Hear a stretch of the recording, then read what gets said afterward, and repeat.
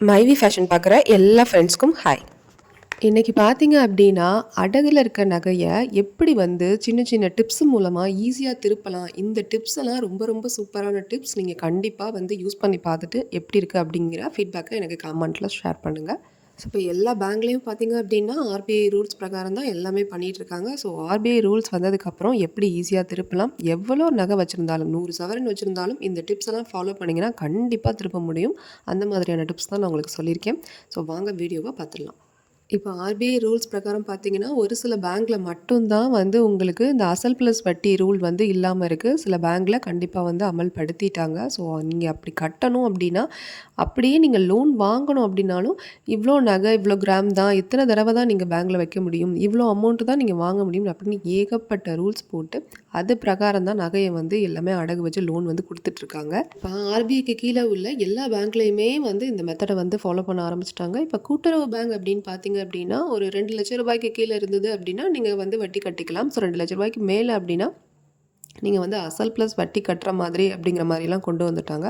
So நீங்கள் வந்து மாதம் மாதம் கட்டுற மாதிரி அந்த இஎம்ஐ பிளான் இது மாதிரியான விஷயங்களையும் கொண்டு வந்துட்டாங்க. ஸோ எப்படியெல்லாம் கட்டி நம்மளுடைய நகையை வந்து அதிகமாடியான நகை நம்ம வச்சுட்டோம் அப்படின்னா அதை எப்படியெல்லாம் மீட்கலாம் அப்படிங்கிறத இதில் நிறைய டிப்ஸ் இருக்குது. எல்லா டிப்ஸையும் ஸ்கிப் பண்ணாமல் பாருங்கள். ஃபர்ஸ்ட் ஆஃப் ஆல் நீங்கள் வந்து நகையை அடகு வைக்கணும் அப்படின்னு நினச்சிட்டிங்க அப்படின்னா, நீங்கள் முதல்ல வந்து பேங்க்கில் தான் அடகு வைக்கணும். பேங்க்குக்கு போங்க. அது இல்லாமல் நகை அடகு கடை இந்த மாதிரி ஃபினான்ஸ் இதில் எல்லாம் வைக்கிறதுக்கு பார்க்காதீங்க. தொகைக்கு வச்சு வாங்கிட்டோம் அப்படின்னா, ஒரு பெரிய அளவு தொகை வாங்கிட்டோம் அப்படின்னா நம்மளால் கண்டிப்பாக திருப்புறதுக்கு நிறைய சாத்தியமே இருக்காது. ஏன்னா நம்ம 5 லட்சம் ஒரு 6 லட்சம் இந்த மாதிரிலாம் வாங்கிட்டோம் அப்படின்னா மிடில் கிளாஸாக இருக்கிறவங்களுக்கு தான் ரொம்ப கஷ்டமாக இருக்கும். ஸோ மிடில் கிளாஸாக இருக்கவங்க ஒரு பிஸ்னஸ் இல்லைன்னா வேறு ஏதாவது ஒரு நெசசரிக்காண்டி நம்ம கொண்டு போய் வச்சுருப்போம். ஸோ அந்த காசையும் கட்டி அதுக்கு மேலே உங்களுக்கு வட்டியே ஒரு 60-70 ரூபா வந்துடும். அதையும் சேர்த்து கட்டணும் அப்படின்னா உங்களுக்கு ரொம்பவே கஷ்டமாயிடும். ஸோ சின்ன சின்ன டிப்ஸு, சின்ன சின்ன சேவிங்ஸு இது எல்லாத்தையும் நீங்கள் பண்ண உங்களுக்கு ஈஸியாக அந்த நகையை திருப்புறதுக்கு நிறைய வழிகள் கிடச்சிரும். அதை தான் அந்த வீடியோவில் ஷேர் பண்ணியிருக்கேன். பார்த்தீங்கன்னா உங்களுக்கு மாதமே 80 பைசா 70 பைசா வட்டி வந்து போடுவாங்க. ஸோ அப்படிங்கும்போது உங்களுக்கு பேங்க்லங்கும்போது கொஞ்சம் திருப்புறதுக்கான சாத்தியக்கூறு அப்படிங்கிறது கொஞ்சம் இப்போ அடகு கடையோ ஃபினான்ஸோ அப்படின்னு பார்க்கும்போது உங்களுக்கு அதிகமான பணமும் கிடைக்கும். அதே நேரத்தில் வட்டியும் உங்களுக்கு அதிகமாக இருக்கும். ஸோ உங்களுக்கு அசல் வாங்கின அசலும் அதிகமானதை கொண்டு போய் கட்ட முடியாமலே அப்படியே வச்சுருந்து அந்த நகையும் ஏலத்துக்கு போகிறதுக்கான வாய்ப்பு நிறைய இருக்குது. அதனால முடிஞ்ச அளவுக்கு பேங்க்லேயே வச்சு கொஞ்சம் கொஞ்சமாக சேவிங்ஸ் பண்ணி கொஞ்சம் கொஞ்சமாக அந்த பேங்கை கடனை கட்டுறது மூலமாக நமக்கு ஈஸியாக இருக்கும். ஸோ அதுக்கு பார்த்தீங்க அப்படின்னா இஎம்ஐ பிளான் பண்ணிக்கோங்க. இஎம்ஐ கட்டுறது மூலமாக ஈஸியாக வந்துட்டு இப்போ நம்ம ஒரு ஃப்ரிட்ஜோ ஒரு டிவியோ வாங்குகிறோன்னா எப்படி மந்த்லி இஎம்ஐ நம்ம கட்டுறோமோ அது மாதிரி நகைக்கும் ஆனால் இஎம்ஐ அப்படிங்கிறத பிளான் பண்ணிக்கோங்க. ஸோ அதை பண்ணிக்கிட்டீங்க அப்படின்னாலே நிறைய வந்து பெரிய அமௌண்ட்டை கட்ட முடியாத நேரத்தில் இந்த சின்ன சின்ன தொகை வந்து கொடுத்துட்டோம் அப்படின்னா நமக்கு ஈஸியாக இருக்கும். 1,90,000 இப்போ கொடுக்கணும் அப்படின்னு ஒரு நகைக்கு இருக்குது. 1 லட்ச ரூபா நீங்கள் இனிஷியல் வாங்கியிருக்கீங்க, அதுக்கு 9,000 வட்டி ஒரு வருஷத்துக்கு அப்படின்னா கூட உங்களுக்கு அந்த 1 லட்ச ரூபாயில் நீங்கள் இஎம்ஐயை கட்டும்போது அசல் ப்ளஸ் வட்டின்னு கட்டும்போது உங்களுக்கு ரொம்ப ஈஸியாக இருக்கும். அது வந்து உங்களுக்கு ஒரு பெரிய கடனாக பின்னாடி சுமையாக நிற்கிற மாதிரியே இருக்காது. உங்களுக்கு ஈஸியாக வந்து நீங்கள் கட்டி முடிச்சிட்ட மாதிரியே ஒரு டிவி ஃப்ரிட்ஜ் வாங்கி நீங்கள் எப்படி சேவிங்ஸ் பண்ணீங்களோ அது மாதிரியே நீங்கள் இந்த நகையும் நீங்கள் திருப்பி சேவிங்ஸ் பண்ணுற மாதிரியான ஒரு ஏதாவது ஒரு வே உங்களுக்கு வந்து கிடச்சிரும். அடுத்து 3ஆவதாக சொல்ல போகிற டிப்ஸை பார்த்தீங்க அப்படின்னா ரொம்ப ரொம்ப முக்கியமான டிப்ஸு. நான் வந்து நிறைய தடவை இந்த மிஸ்டேக்கை பண்ணி என்னால் வந்து சில நகைகள்லாம் திருப்ப முடியாமல் போயிடுச்சு. அதோட பர்சனல் எக்ஸ்பீரியன்ஸ் தான் நான் அதில் சொல்லியிருக்கேன். நகையை வந்து எப்போவுமே எங்கே வச்சாலும் பேங்க்கில் வைக்கிறீங்க, ஒரு எமர்ஜென்சிக்கு ஒரு அடகு கடையில் வைக்கிறீங்க அப்படின்னா பிரித்து வைக்க பாருங்கள். கொஞ்சம் சவரனை 1 சவரன் 2 சவரன் 1/2 சவரன் இப்படிலாம் கூட கொஞ்சம் கொஞ்சமாக பிரித்து வைக்க பாருங்கள். மொத்தமாக கொண்டு போய் வச்சு பல்காக ஒரு அமௌண்ட்டை வாங்கிட்டிங்கன்னா அந்த பல்காக வச்ச அமௌண்ட்டையும் கட்ட முடியாது, அதுக்கான வட்டியையும் கட்ட முடியாது. இதிலே நிறைய நகையை வந்து நம்ம லாஸ் பண்ணிடுவோம். முடிஞ்ச அளவுக்கு என்ன சொல்லுவாங்க அப்படின்னா அந்த நகையை வந்து மொத்தமாகவே வைங்க அப்படின்னு தான் சொல்லுவாங்க எல்லாம் சில ஃபினான்ஸ்லாம் நீங்கள் பார்த்தீங்கன்னா. ஆனால் அப்படி சொல்லும் போது நீங்கள் அப்படி வைக்காதீங்க. ஒரு டைமுக்கு 2 டைம் கூட மறுநாள் கூட போய் வச்சுக்கிறது, இல்லை நம்மளுடைய ஃபேமிலி மெம்பர்ஸ் மூலமாக இன்னொரு அக்கௌண்ட் ஓப்பன் பண்ணி அதில் வச்சுக்கிறது, இந்த மாதிரி வைங்களே தவிர மொத்தத்தில் நகையை வந்து பிரித்து வைக்க பாருங்கள். கண்டிப்பாக வந்து மொத்தமாக பல்காக வைக்காதீங்க. இது மிகப்பெரிய மிஸ்டேக். இதை வந்து நம்ம நிறைய பேர் செஞ்சுக்கிட்டே இருப்போம். இது நிறைய பேர் செஞ்சுருக்கீங்க அப்படின்னா கமெண்ட்டில் கண்டிப்பாக சொல்லுங்கள். ஏன்னா, அப்படி பிரிச்சு வைக்கிறது மூலமா நம்மளால ஒரு ஈஸியா ஒரு குறைவான தொகைய ஒரு 50,000க்கு ஒரு நகை இருக்குன்னா, அத ஈஸியா மீட்டுக்கவும் முடியும். அதுக்கான வட்டியும் உங்களுக்கு ரூ. 1000 ரூ. 1200 இதுக்குள்ள தான் இருக்கும். ஸோ அடகு கடைக்கு நான் சொல்றேன். பேங்க்ல வச்சீங்கன்னா இன்னும் கம்மியா தான் இருக்கும். ஸோ அப்படி இருக்கும்போது உங்களுக்கு ஈஸியா அந்த வட்டியும் நீங்க கட்டிற மாரியும் இருக்கும். அட்லீஸ்ட் அந்த ஃபைனலா ஒரு எதுவுமே வாங்க முடியல, எதுவுமே திருப்ப முடியல அப்படிங்கிற ஒரு சிச்சுவேஷன் வந்தா கூட, ரொம்ப குறைவான அளவுல நீங்க வச்சிருக்க கிராம வந்து ஈஸியா நீங்க வந்து வாங்கிக்க முடியும். சப்போஸ் நீங்க அடகு கடையில வச்சுட்டீங்க அப்படின்னா, அந்த குறைவா வச்சிருக்க அந்த கிராம்ஸ வாங்கிட்டீங்கன்னா கூட, நீங்க அந்த கிராம கொண்டு போய் பேங்க்ல வச்சுட்டு, அதுல வந்து கிடைக்கிற பணத்துல நீங்க திருப்பி இந்த அடகு கடையில இருக்க மத்த நகைகள மீட்கிறதுக்கு இது ஒரு கண்டிப்பா ஒரு சூப்பரான வழியா இருக்கும். இந்த டிப்ஸ் கண்டிப்பா உங்களுக்கு யூஸ்ஃபுல்லா இருக்கும். நான் இது எதுக்காக நகைய பிரிச்சு பிரிச்சு வைங்க அப்படின்னு சொல்றேன்னா, இப்போ ஒரு 40,000, 50,000 அப்படிங்கிற மாரி நம்ம பிரிச்சு வச்சுட்டோம் அப்படின்னா, இப்போ ஒரு நகைய திருப்பி ஈஸியா நம்ம வந்து ஒரு சேவிங்ஸ் பண்ண முடியும். அது ஒரு காரணம். அடுத்தது ஒண்ணு பார்த்தீங்க அப்படின்னா, முன்னெல்லாம் எப்படி இருந்துச்சு அப்படின்னா, மொத்தமா நம்ம வந்துட்டு நகைய வச்சுட்டோம் அப்படின்னா, அதில போய் நான் ஒரு 50,000த்த கட்டி ஒரு ரூ. 3,00,000 எக்ஸாம்பிளுக்கு நம்ம வச்சிருக்கோம்னு வச்சுக்கோங்க. ஒரு ரூ. 50,000க்கு நகைய கட்டி, ஒரு ரூ. 2,50,000 மட்டும் பேலன்ஸ் இருக்க மாதிரி, அதுக்குள்ள வட்டிய கட்டிட்டு, ஒரு பொருள வந்து நம்ம திருப்பிக்கிட்டு வரலாம். அந்த மாதிரி ஒரு வழி இருந்துச்சு. ஆனா இப்ப மொத்தமா வச்சுட்டோம்னா, அந்த மொத்தமா உள்ள காச ஃபுல்லா கட்டி, புதுசா வந்து ரெனிவல் பண்ற மாதிரியான ஒரு ஸ்கீமா வந்து கொண்டு வந்துட்டாங்க. அதனால நீங்க 3,00,000 4,00,000 போயிட்டு பல்கா வச்சுட்டீங்கன்னா, ரொம்பவே சிரமம். அது கட்டுறது, வாங்குறது ரொம்பவே சிரமம். இதனால நெறைய நகைகள் ஏலத்துக்கு போக நகைய வந்து பிரிச்சு பிரிச்சு வைக்கிறதுக்கு நம்ம தான் வந்து அப்ரைசர் கிட்ட பேசணும். ஸோ அவங்ககிட்ட சொல்லணும். நாங்க நகைய பிரிச்சு பிரிச்சு வச்சுக்கிறோம். மொத்தமா வச்சுறாதீங்க அப்படிங்கிறத நம்ம தான் ஓப்பனா பேசணும். நம்ம பேசினா மட்டும் தான் எதுவுமே நம்ம வந்து செய்ய முடியும்.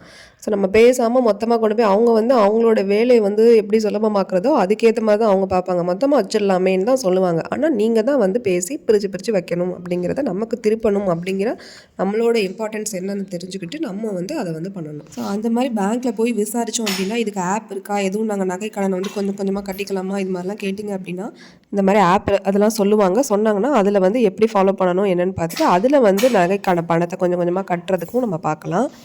இப்போ மொத்தமா சேலரி வந்துருச்சு அப்படின்னா, நகைக்குன்னு ஒரு அமௌண்ட் எடுத்து வைக்கணும். நகை கடன் ஆப் இதெல்லாம் நெறைய இருக்கு. அந்த ஆப்பெல்லாம் நம்ம வந்து முதல்ல தெரிஞ்சுக்கணும்.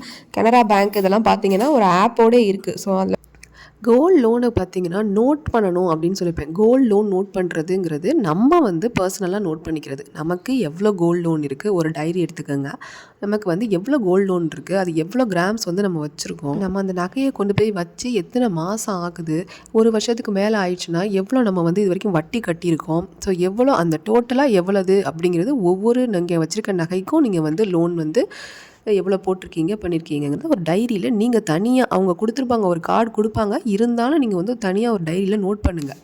இப்போ நீங்க வந்து பேங்க்ல வந்து கொஞ்சமா கிராம்ஸ் வச்சிருக்கீங்க அப்படின்னா, உங்களுக்கே தெரியும். ஒரு ஜிமிக்கி, ஒரு ரிங்கு இந்த மாரி ஒரு பிரேஸ்லெட் இது மாரி தான் வச்சிருக்கோம் அப்படின்னா, உங்களுக்கே தெரியும். ஸோ இந்த பட்சம் இல்லாதப்ப, நீங்க வந்து ஒரு நகைய வச்சு இன்னொரு நகை வாங்குறீங்க அப்படின்னா, நீங்க இருக்கிற நகையெல்லாம் கொண்டு போய் வைக்கிறதுக்கு தான் பார்ப்பீங்க. அப்ப என்னென்ன நகை வச்சிருக்கோம் அப்படிங்கிறது நமக்கே தெரியாம போறதுக்கு நெறைய வாய்ப்பு இருக்கு. ஸோ அவங்க குடுத்துருக்க கார்ட எடுத்து பார்த்தா தான், அது எவ்வளோ கிராம்ஸு என்ன அப்படிங்கிற மாதிரியெல்லாம் நெறைய பேர் செக் பண்ணுவாங்க. நானுமே அந்த மிஸ்டேக்க பண்ணிட்டு தான் இருந்திருக்கேன். ஸோ அதனால நீங்க என்ன பண்றீங்கன்னா, ஒரு தடவ போய் குடுத்துட்டு லோன் வச்சுட்டு வந்துட்டீங்க அப்படின்னா, அந்த கார்டு வந்ததும் அந்த கார்டு எடுத்து தனியாக ஒரு டைரியில் நீங்கள் நோட் பண்ணுங்கள். இத்தனை கிராமு இவ்வளோ இது வந்து வச்சுருக்கோம், அவங்க வந்து இவ்வளோ வந்து நெட் வெயிட் போட்டிருக்காங்க, இவ்வளோ வெயிட்டுக்கு காசு கொடுத்துருக்காங்க, இவ்வளோ இது வந்து வட்டி கட்டணும் அப்படிங்கிறதெல்லாம் நீங்கள் தனியாக ஃபாலோ பண்ணிங்கன்னா மட்டும்தான் உங்களால் ஈஸியாக அதை வந்து அடுத்த சொல்யூஷன், அதை திருப்புறதுக்கான சொல்யூஷனுக்கே போக முடியும்.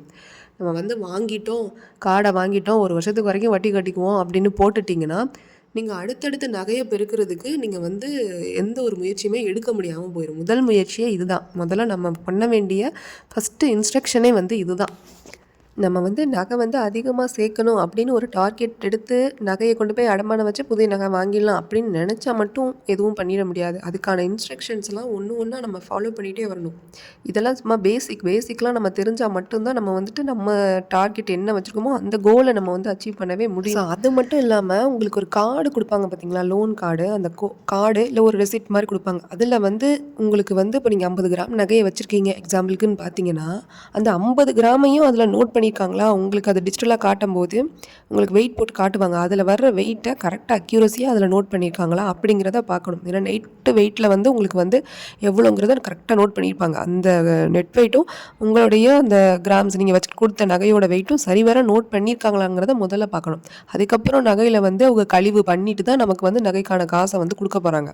ஸோ அப்படிங்கும்போது நம்ம நகை வந்து கரெக்டாக கழிவு இல்லாமல் நம்ம நகையை முதல்ல எவ்வளோ வெயிட் இருக்குது அப்படிங்கிறத சரிவர நோட் பண்ணியிருக்காங்களான்னு ஒரு முறைக்கு 2 முறை அதை அதை நீங்கள் அங்கேயே செக் பண்ணிட்டு வரணும்.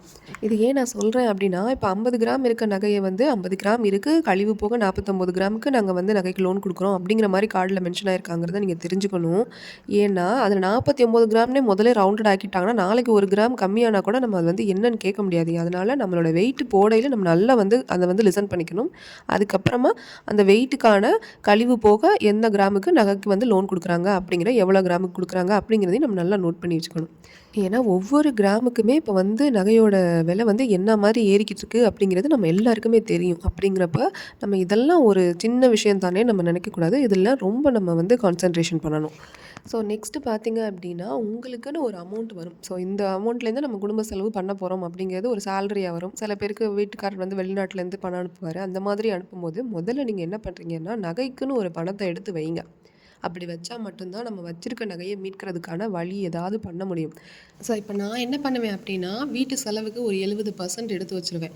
ஸோ அப்புறம் வந்து பார்த்தீங்க அப்படின்னா, ஒரு 20% வந்து சேவிங்ஸு அப்படிங்கிற மாதிரி எடுத்து வச்சுருவேன். ஒரு 10% கடனு கம்பல்சரி கொடுக்கணும் அப்படிங்கிற மாதிரி எடுத்து வச்சுருவேன். முன்னெல்லாம் எப்படி தேவை இருந்துச்சுன்னா, வெளியில் போகிறோம், ட்ராவல், ஃபுட்டு, அவுட்டிங் இந்த மாதிரியான விஷயங்களுக்கு கொஞ்சம் காசு எடுத்து வைப்பேன், ஒரு 10%. அதை வந்து இப்போ அப்படியே ஸ்டாப் பண்ணிவிட்டு அதை எல்லாமே கடனுக்குன்னு வச்சாச்சு. ஸோ அந்த கடனுக்கு வச்சுருக்கிறதுல 5% எப்படியும் நம்ம என்ன பண்ணணும் அப்படின்னா, நகைக்காக அப்படிங்கிற மாதிரி பண்ணணும். மற்றது நம்ம அதை இஎம்ஐ கட்டுறது, அந்த மாதிரியான கடன்கள் வச்சுருக்கோம் இல்லையா, வட்டி கொடுக்கணும், இந்த மாதிரி சில கடன்கள் வச்சுருக்கிறதுக்கு பண்ணிக்கிறது. அதாவது என்ன சொல்கிறேன் அப்படின்னா, ஒரு 1000 ரூபாய் இல்லை ஒரு 2000 ரூபாய் 3000 ரூபாய் இப்படின்னு நீங்கள் சேர்க்க அந்த கடனை வந்து ஈஸியாக கொண்டு போய் இந்த மாதம் வட்டி வந்து நகைக்குன்னு கட்டுறதுக்கு ஈஸியாக கட்டி விட்டு போயிடலாம். அதே நீங்கள் வந்து மொத்தமாக கட்டவே முடியலை அப்படின்னு வச்சுருந்தா கூட, அந்த வருஷ வட்டி கட்டுறதுக்காக நீங்கள் ஈஸியாக கட்டி விட்டு போயிடலாம். அப்போ உங்களுக்கு அது வந்து பெரிய தொகையாக வந்து அது நிற்கிற மாதிரி தெரியாது. ஏன்னா முன்னெல்லாம் நம்ம போய் தான் வந்து மாதம் மாதம் பேங்க்கில் நகையை வந்து கட்டுற மாதிரி, காசு கட்டுற மாதிரி இருந்துச்சு நகைக்கு.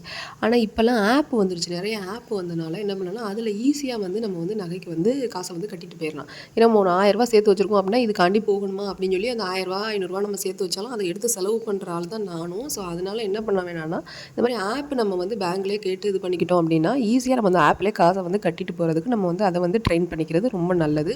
சில பேங்குக்கு தான் இந்த ஆப் வந்து கொடுத்துருக்காங்க, அந்த கோல்டு லோன் கட்டுறதுக்கான ஆப் கொடுத்துருக்காங்க. சில பேங்குக்கு வரல. கனரா பேங்க்லாம் இருக்குதுன்னு கேள்விப்பட்டிருக்கேன். ஆனால் எனக்கு கனரா பேங்க் இல்லை. என்னோட சிஸ்டர் வந்து ஆனால் கனரா பேங்க் வச்சுருக்கா. அது மூலமாக தான் அவள் கட்டி அந்த லோன் அந்த அமௌண்ட்டை பார்த்திங்கன்னா பெரிய அளவில் சேர விடாமல் அது மூலமாக கொஞ்சம் கொஞ்சமாக கட்டி வந்து அவள் வந்து ஒரு பெரிய அளவு வராமல் பெரிய அமௌண்ட்டாக சேர்ந்துருச்சு அப்படின்னா நமக்கே கஷ்டமாக இருக்கும். ஸோ கட்ட முடியாமல் ஈஸியாக கட்டி வந்து கிளியர் பண்ணிடுவாள்.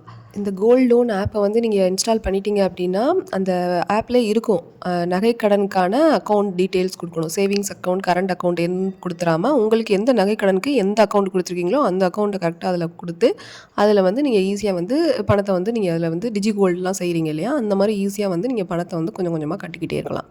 ஆனால் நீங்கள் வந்து இந்த மெத்தடை ஃபாலோ பண்ண போகிறீங்க கண்டிப்பாக அப்படின்னா, நீங்கள் கண்டிப்பாக அந்த பணம் உங்களுக்கு மொத்தமாக பல்காக வரும் இல்லையா, அந்த பணம் சேலரியாக வரலாம், இல்லை வேறு எந்த இதுவாகவோ உங்களுக்கு ஒரு சோர்ஸ் மூலமாக இன்கம் வருது அப்படிங்கும்போது, வீட்டு செலவுக்கு நீங்கள் செலவு பண்ண போகிறீங்க அப்படிங்கும்போது, முதல்ல இந்த கடனை, அதாவது நகைக்கான கடனை வந்து நீங்கள் முடிச்சுட்டு அதுக்கப்புறமா மித்த இருக்க கடனை நீங்கள் வந்து பார்க்குறதுக்கு பாருங்கள். இப்போ எக்ஸ்ட்ராவாக ஒரு இன்கம், அடுத்தது பார்த்தீங்கன்னா ஒரு இன்கம் வந்து நமக்கு எக்ஸ்ட்ராவாக வரணும். நமக்கு வந்து மொத்தமாக ஒரு சோர்ஸ் வந்து நமக்கு ஒரு காசு வருது அப்படின்னாலும், நமக்கு ஒரு சேலரியாக வரலாம், இல்லை வந்து ஏதாவது ஃபாரின்லேருந்து பணமாக வரலாம். இந்த மாதிரி வந்து தான் நம்ம ரன் பண்ணிக்கிட்டு இருக்கோம் குடும்பத்தை. அப்படிங்கிற போது நம்ம எக்ஸ்ட்ராவாக ஏதாவது ஒன்று பண்ணி ஒரு இன்கம் ஜென்ரேட் பண்ணுறதுக்கு நம்ம வந்து பார்க்கணும் முடிஞ்ச வரைக்கும். அது வந்து ஒரு டியூஷன் எடுக்கலாம். சில பேர் வந்து இந்த கூடையெல்லாம் பண்ணுவாங்க, சில பேர் வந்து ஸ்டிச்சிங்கில் தையலில் நல்லா வந்து சம்பாதிப்பாங்க. அந்த மாதிரிலாம் பண்ணும்போது அதை வந்து ஒரு எக்ஸ்ட்ரா இன்கமாக எடுத்துக்கிட்டு அதுக்கு வந்து ஒரு மெயின் இம்பார்ட்டன்ஸ் வந்து கோல்டுக்குன்னு கொடுக்கலாம். அதுலேருந்து வர்ற அந்த இன்கம்மை கோல்டுக்கு அப்படின்னு செலவு பண்ணுற மாதிரி நீங்கள் வச்சுக்கிட்டீங்க அப்படின்னா உங்களுக்கு ஒரு சூப்பரான அது ஒரு வழி. முதல்ல சேலரி வந்துருச்சு அப்படின்னா முதல்ல வர அந்த இன்கம்மை ஃபஸ்ட்டு வந்து சேவிங்ஸுங்கிறத எடுத்து வச்சுருங்க. ஸோ நீங்கள் நகை சீட்டு போடுங்க, 1 போடலாம் 2 போடலாம், அது உங்களுடைய விருப்பத்தை பொறுத்து. பட் கடனை அடைக்கிறது அப்படின்னு இந்த மாதிரி வர்றத பட்சத்தில் நீங்கள் வந்து இந்த எக்ஸ்ட்ரா இன்கமில் இருக்க காசுகளை எடுத்து இந்த தங்கைக்கு கடனாக இருக்கலாம், இல்லை வேறு ஏதாவது கடனாக இருக்கலாம், இஎம்ஐ இது மாதிரி உள்ளதை எக்ஸ்ட்ரா இன்கம்லேருந்து வர காசுக்கு நீங்கள் வச்சுக்கிட்டீங்க அப்படின்னா உங்களுக்கு ஒரு சூப்பராக வந்து அது சீக்கிரமாக ஒரு கோல்டை சேர்க்குறதுக்கு, சீக்கிரமாக அடமானம் வச்சுருக்க நகையெல்லாம் திருப்புறதுக்கு அது ஒரு நல்ல ஒரு சூப்பரான ஒரு வேயாகவே இருக்கும். அதையும் காட்டிலும் ஒரு ரொம்ப முக்கியமானது, இப்போ நமக்கு வந்து அதிக கடன் இருக்குது அப்படிங்கும்போது நீங்கள் அதிக சேவிங்ஸ் பண்ணுறதுக்கு பார்க்காதீங்க. அதுவே வந்து ஒரு பெரிய இன்னொரு பிரச்சனையை வீட்டில் எதையாவது இழுத்து விட்டு போயிடும். ஸோ அதனால் உங்களுக்கு வந்து கடன் இருக்குது அப்படிங்கிற பட்சத்தில் அதை தீர்த்துக்கிட்டே நீங்கள் அடுத்த சோர்ஸ் சேவிங்ஸை நீங்கள் பண்ண பார்க்கணுமே தவிர, அதிக கடன் இருக்குது அப்படின்னா அப்போ போய் நீங்கள் வந்து அதிகமாக சேவிங்ஸ் பண்ணக்கூடாது. ஆனால் சேவிங்ஸுங்கிறத பண்ணணும். அதிக கடன் இருந்தாலும் குறைவான கடன் இருந்தாலும் சேவிங்ஸுங்கிறத கண்டிப்பாக பண்ணியே ஆகணும். ஒரு முக்கியமான மெத்தட் என்னன்னு பார்த்தீங்க அப்படின்னா, நகை அடகு வச்சு நகை எடுக்கிறது. இது பர்சனலாவே நான் அடிக்கடி பண்ணிக்கிட்டு இருக்கிறது தான். இந்த பத்தின வீடியோஸும் நான் நெறைய போட்டிருக்கேன் ஆல்ரெடி. ஸோ இந்த மாரி மெத்தட் நீங்க செய்ய போறீங்க அப்படின்னா, உங்களுக்கு வந்து வீட்ல வந்து பேசிக்கோங்க. ஸோ உங்களுக்கு ஓகே அப்படின்னு உங்களுக்கு ஓகே சொல்லிட்டாங்கன்னா, நீங்க வந்து அத செய்யுங்க. ஏன்னா நாள பின்ன அந்த நகைய திருப்புறதுக்கு அவங்க தான் நமக்கு ஹெல்ப் பண்ணணும் அப்படின்னு ஒரு சிச்சுவேஷன் இருக்கு அப்படின்னா, வீட்ல வந்து தெரியப்படுத்தி செய்றது நல்லது. ஸோ நெறைய பேர் நினைக்கிறது என்ன அப்படின்னா, நகைய அடகு வச்சுட்டோம்னா, உடனே நமக்கு பெரிய அமௌண்ட் கிடச்சிரும். ஸோ நம்ம வந்து பெரிய நகைய வந்து வாங்கிட்டு வந்துடலாம் அப்படின்னு நம்ம நினைக்கிறோம். ஆனா, அந்த பழைய நகை என்ன ஆகும்? அதை எப்படி நம்ம இது பண்ணுறது? அப்படிங்கிறத முதல்ல நம்ம வந்து அதுக்கான ஒரு சொல்யூஷனை ரெடி பண்ணிட்டு தான், இந்த நம்ம புது நகை எடுக்கிறது, போய் வாங்குறதுல இருக்குது. ஏன்னா ஒவ்வொருத்தவங்கள பொறுத்தும் அது வேறு மாதிரி இருக்கும். ஏன்னா ஒருத்தவங்களுக்கு ஈஸியாக வந்து இன்கம் வந்துக்கிட்டே இருக்கும். அவன் வந்து அவங்க இது ஈஸியாக திருப்புறதுக்கு வாய்ப்பு இருக்கும். ஸோ பழைய நகையை விட்டுறக்கூடாது. அதுதான் ரொம்ப முக்கியம் இதில். புது நகை எடுக்கிறத விட பழைய நகை ஏற்கனவே இருக்கிற ஏன்னா பழைய நகையில் வந்து நமக்கு அதிக கிராம்ஸ் இருக்கும். இப்போ நம்ம எடுக்க போகிற நகை வந்து இப்போ 3 பவுனுக்கு நம்ம வச்சோம் அப்படின்னா, அதில் வர காசில் நம்ம 1.5 பவுன் கிட்ட தான் 1.5 சவரன் இல்லை 1.25 சவரன் இது கிட்ட தான் இது பக்கம் தான் நம்ம வந்து எடுக்க முடியும். அப்படிங்கும்போது நம்ம வந்து அதுக்கான சோர்ஸ் திருப்புறதுக்கான வழியை வந்து ஃபஸ்ட்டு வந்து நம்ம தெரிஞ்சுக்கணும். அது எப்படி பண்ணலாம் அப்படிங்கிறத வீட்டில் இருக்கவங்க சம்மதத்தோடு நம்ம வந்து தெரிஞ்சுக்கணும். நான் எப்படி பண்ணுவேன் அப்படின்னா, மாதமே வந்துட்டு அசல் ப்ளஸ் வட்டி கட்டுவேன். ஸோ அப்படி அசல் ப்ளஸ் வட்டி கட்டுறனால என்னால் வந்து என்னுடைய பழைய நகையும் என்னால் திருப்பிக்க முடியும், புது நகையும் என்னால் வாங்கிக்க முடியும். ஸோ பழைய நகையை அடகு வச்சுட்டு ஷார்ட் பீரியடில் நம்ம வந்து நகை வாங்கணும் அப்படின்னா, நமக்கு ஒரு பல்கான அமௌண்ட் இருந்தால் தான் பண்ண முடியும். அதுக்கு நகையை அடகு வச்சா மட்டும்தான் நகை எடுக்கிறது சாத்தியமாக இருக்கும். ஸோ மற்றபடி நகைச்சீட்டு போடுறது இதெல்லாம் பண்ணுறது அப்படிங்கிறதெல்லாம் அடுத்த பட்சம் தான். ஸோ நகைச்சீட்டு போடும்போது அதில் எவ்வளோ கிராம்ஸ் வந்திருக்கோ அதுக்கேற்ற மாதிரி நம்ம வந்து சேதாரம் இல்லாமல் நம்ம வந்து நகை எடுத்துகிட்டு வர முடியுமே தவிர, நகை சீட்டும் நம்ம வந்து பெரிய அளவுலேயும் போட மாட்டோம். 500 சீட்டு 1000 சீட்டு மேபி அவ்வளோதான் போடுவோம். ஸோ அந்த மாதிரி போடும்போது ஒரு ஷார்ட் டேர்ம் பீரியடில் நம்ம நகை எடுக்கணும்.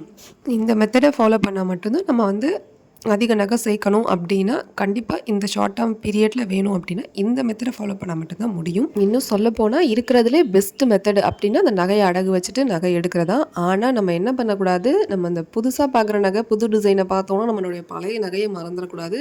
அதில் வந்து அதிக கிராம் இருக்கும். நான் திரும்பவும் அதை தான் சொல்கிறேன். ஸோ அதிக கிராம் இருக்க நகை விட்டுட்டு நம்ம வந்து குறைவான கிராம் இருக்க நகை தான் எடுத்துகிட்டு வருவோம். அப்படிங்கிற பட்சத்தில் நமக்கு இதுக்கு அசல் ப்ளஸ் வட்டி கட்ட முடியும் அப்படின்னா மட்டுமே இந்த விஷயத்தை இந்த டெக்னிக்கை நீங்கள் ஃபாலோ பண்ணிக்கோங்க. ஸோ நான் வந்து இதுக்கு ஒரு முக்கியமான ஒரு விஷயம் வந்து ஃபாலோ பண்ணுவேன். அது என்னென்னா உண்டியல் சேவிங். ஸோ கிடைக்கிற காசு என்ன காசு கிடைச்சாலும் அதை உண்டியலில் போட்டே வருவேன். அந்த உண்டியல் வந்து நம்ம எப்போ வேணாலும் ஓப்பன் பண்ணி எடுத்துக்கிற மாதிரி, இந்த உடச்சி எடுக்கிற மாதிரி இல்லாமல் எப்போ வேணாலும் நம்ம வந்து எடுக்கிற மாதிரியான உண்டியல். மேபி நீங்கள் பேகு இல்லை ஒரு பாக்ஸு இது மாதிரி கூட நீங்கள் யூஸ் பண்ணிக்கலாம். ஏன் நான் அதை சொல்கிறேன் அப்படின்னா, நீங்கள் டே பை டே கிடைக்கிற காசு நீங்கள் வந்து உண்டியல் மாதிரி போட்டு வருவீங்க. ஏன்னா நீங்கள் மாதம் அசல் ப்ளஸ் வட்டி கட்டணும் இந்த மாதிரியான விஷயங்கள் வரும்போது வட்டிக்குன்னு நீங்கள் ஒரு காசு கட்ட போகிறீங்க அப்படின்னா கண்டிப்பாக நீங்கள் அந்த உண்டியலை தான் எடுக்கிற மாதிரி இருக்கும். அப்போ ஒவ்வொரு டைம் நம்ம உடச்சிக்கிட்டு இருக்க முடியாது. அதனால ஓப்பன் உண்டியல், நான் சொல்கிறது ஓப்பனாக ஒரு பாக்ஸ் மாதிரி வச்சு மூடி வச்சுட்டு அதில் போடுற காசை எடுத்து நீங்கள் சேவ் பண்ணதை பார்த்த மெத்தடுகளில் இது ஒரு சூப்பரான மெத்தட். ஏன்னா நம்ம வந்து ஈஸியாக போட முடியும், ஒவ்வொரு மாதமும் போட முடியும். ஸோ ஒரு மாதம் நம்ம விட்டுட்டாலும் கூட அடுத்த மாதம் நம்ம உண்டியில் வந்து ஓப்பன் பண்ணி நம்ம வந்து நம்ம காசை எடுத்து கொண்டு போய் பேங்க்கில் கட்டிட முடியும். இல்லை நம்ம வந்து ஆப் மூலமாக கட்டிட முடியும். ஏதோ ஒன்று நம்ம வந்து அது வந்து ஈஸியாக நம்ம வந்து எடுக்கிற மாதிரி இருக்கணும். அதில் வந்து நம்ம கொஞ்சம் கான்சென்ட்ரேட்டாக பண்ணி கொஞ்சம் ஸ்ட்ரிக்டாகவும் நம்ம அதை ஃபாலோ பண்ணிக்கணும். அதை வந்து சும்மா ஒரு நேற்று போட்டுட்டு இன்றைக்கி எடுக்கிறது, இந்த மாதிரி நாளைக்கு எடுக்கிறது, இந்த மாதிரி விஷயங்களை பண்ணாமல் கொஞ்ச நாளுக்கு ஒரு 30 டேஸ் அதை ஒரு சேலஞ்ச் மாதிரி பண்ணி அப்படி எடுக்கிற மாதிரி நம்ம வந்து அதை ட்ரை பண்ணி செஞ்சு நம்ம வந்து இந்த அசல் ப்ளஸ் வட்டி கட்டும் போது நம்ம யூஸ் பண்ணிக்கலாம். ஸோ அடுத்த மெத்தட் பார்த்திங்க அப்படின்னா, நம்ம கட்ட வேண்டிய அமௌண்ட்டை மாதம் பே பண்ணுறது ரொம்ப ரொம்ப பெஸ்ட்டு. ஏன்னா மாதம் பே பண்ணிட்டோம் அப்படின்னாலே நமக்கு வந்து ஈஸியாக வந்து அது ஒரு பெரிய பேர்டனாக வந்து உங்களுக்கு தெரியாது. இதை வந்து ரொம்ப ஸ்ட்ரிக்டாக நீங்கள் ஃபாலோ பண்ணால் மட்டும்தான் இது வந்து முடியும். ஆனால் இது யாருமே செய்கிறதில்ல. அதுக்கு தான் நான் முடிஞ்ச அளவுக்கு இந்த ஆப்பு அது மாதிரி பண்ணிக்கிட்டீங்க அப்படின்னா, நீங்கள் போய் மெனக்கட்டு கட்டுறதை நீங்கள் வந்து இங்கேருந்து போய் கட்டணும் அப்படிங்கிற ஒரு ஃபீல் இல்லாமல் வீட்டில் இருந்தே நீங்கள் கட்டுறதுக்கு ட்ரை பண்ணலாம். ஸோ இந்த மாதிரி ஈஸியான மெத்தடுகளை பயன்படுத்தி தான் நான் வந்து ஒவ்வொரு டைமும் நகை வந்து மீட்கிறதுக்கு நான் வந்து ஈஸியாக வந்து என்னால் மீட்க முடிந்த டிப்ஸை வந்து நான் உங்களுக்கு ஷேர் பண்ணியிருக்கேன். அடுத்து வந்து ஆன்லைன் பேமெண்ட் நீங்கள் பண்ணுறீங்க அப்படின்னா அதை வந்து ரெகுலராக வந்து ஃபாலோ பண்ணலாம். நான் என்ன சொல்கிறேன் அப்படின்னா, நமக்கு என்ன பெனிஃபிட்டு, நமக்கு எது வந்து அட்வான்டேஜ் அப்படிங்கிறத தான் நம்ம வந்து பார்க்கணும் ஒவ்வொரு டைமுமே. ஏன்னா நம்ம வந்து ஒரு நகை சீட்டு போட்டோம் அப்படின்னாலுமே வேஸ்டேஜ் இல்லாமல் எடுக்கிறதுக்கு தான் பார்க்கணும். இப்போ நகையை கொண்டு போய் அடமானம் வச்சுட்டு புது நகை எடுக்கிறோம் அப்படின்னாலும் நகைக்கு இப்போ வச்சிருக்க பழைய நகைக்கு வட்டி வந்து எவ்வளோ தூரம் கம்மி பண்ணி கட்டணும் அப்படிங்கிறத தான் பார்க்கணும். அப்படி பார்க்கணும் அப்படின்னா நீங்கள் வந்து இனிஷியலாகவே என்ன ஒவ்வொரு மாதமும் வந்து அசல் ப்ளஸ் வட்டி கட்டினா மட்டும்தான் உங்களுக்கு அது ப்ராஃபிட்டு. இல்லை நான் வந்து மொத்தமாக தான் கட்டுவேன் அப்படின்னா வட்டி அதிகமாக தான் ஆகும். அப்போ வந்து நம்ம எதுவும் பண்ண முடியாமல் போகிறதுக்கான நிறைய வாய்ப்புகள் இருக்குது. ஒரு நகையை நீங்கள் வச்சுட்டு திருப்புறதுக்கு ட்ரை பண்ணுறீங்க அப்படின்னா நீங்கள் போய் வட்டி தான் மாதம் மாதம் கட்டணும் அப்படின்னு எந்த பேங்க்லேயும் சொல்ல மாட்டாங்க. நீங்கள் அசல் கட்டுறதுக்கு ட்ரை பண்ணுங்கள். ரூ. 2000 வட்டி கட்ட போகிறீங்க அப்படின்னா அதோட கூட ஒரு ரூ. 1000 வச்சு ரூ. 3000 அசலில் வச்சு நீங்கள் கட்டினீங்கன்னா அடுத்த டைம் வந்து அசலும் குறையும் வட்டியும் குறையும் உங்களுக்கு. இப்போ பார்த்தீங்கன்னா இஎம்ஐயில் ஒரு ப்ராடக்ட் எடுக்கிறோம் அப்படின்னா கூட நம்ம வந்து அது மந்த்லி கரெக்டாக பே பண்ணிடுவோம். ஏன்னா 2ஆம் தேதி இப்போ பஜாஜ்லலாம் போட்டிருக்கீங்கன்னா டான் 2ஆம் தேதி எடுத்துருவாங்க. ஏன்னா நம்ம அப்படி பண்ணால் தான் நம்ம வந்து ஏதாவது ஒரு சேவிங்ஸ் பண்ண முடியும். அப்படி இருக்க பட்சத்தில் ஏன்னா நம்ம சிவில் ஸ்கோர் வந்து கம்மியாயிரும். நம்ம சிவில் ஸ்கோர் கம்மியாயிரும் அப்படிங்கிற பட்சத்தில் நம்ம அதெல்லாம் பண்ணுறோம். அந்த மாதிரி ஒரு இது கான்செப்டை வந்து தங்கத்துக்கும் நம்ம கொண்டு வந்தோம் அப்படின்னா கம்பல்ஷன் இது அப்படிங்கிற மாதிரி கொண்டு வந்தோம்னா நம்மளால் ஈஸியாக நகையும் சேர்க்க முடியும். அடமான வச்ச நகையை ஈஸியாக திருப்பவும் முடியும். டிப்ஸை பிடிச்சிருந்தா லைக்கை போடுங்க. ஓகே, உங்களுக்கு இந்த வீடியோ மாதிரி இன்னும் வீடியோ வேணும் அப்படின்னா சப்ஸ்கிரைப் பண்ணி வச்சுக்கோங்க.